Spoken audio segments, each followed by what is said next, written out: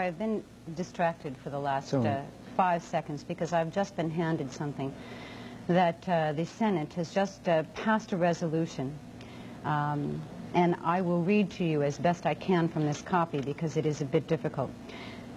This is in regards to the remarks to recent statements of Louis Farrakhan. Mr. Louis Farrakhan, close advisor to one of the presidential candidates, is reported to have referred to the Jewish faith as a gutter religion.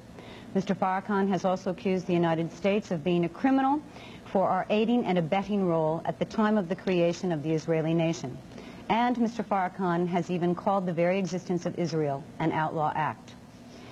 Therefore, it is the sense of the Senate that there is no place in our society nor in our electoral process for hateful, bigoted expressions of anti-Jewish, Jewish, and racist sentiments such as those being made by Louis Farrakhan, and all such vicious expressions must be condemned.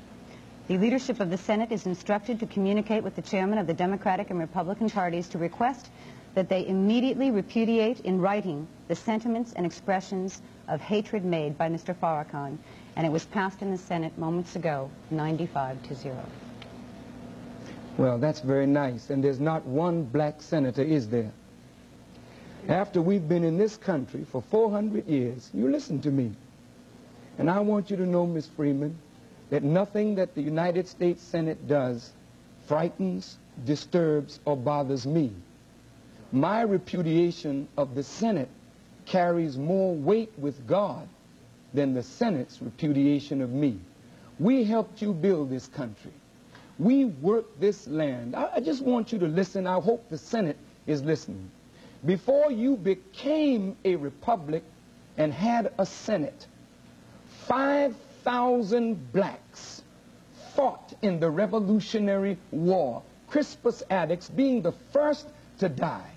We fought on Concord, Bunker Hill, there in Boston. After the Revolutionary Army got their freedom, they would not recognize the contribution of those blacks. The Civil War, the same way.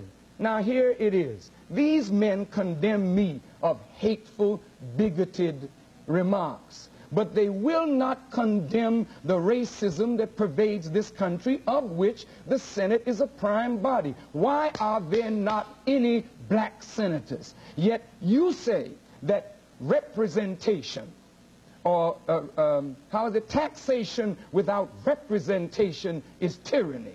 Then we black people in America live under tyranny, and we black people in America will raise up our voices to repudiate the United States Senate, the United States Congress, the United States government, because it was the United States government under the counterintelligence program of J. Edgar Hoover that murdered and assassinated black leaders and destroyed black organizations. What did the Senate say, and what did the Senate do?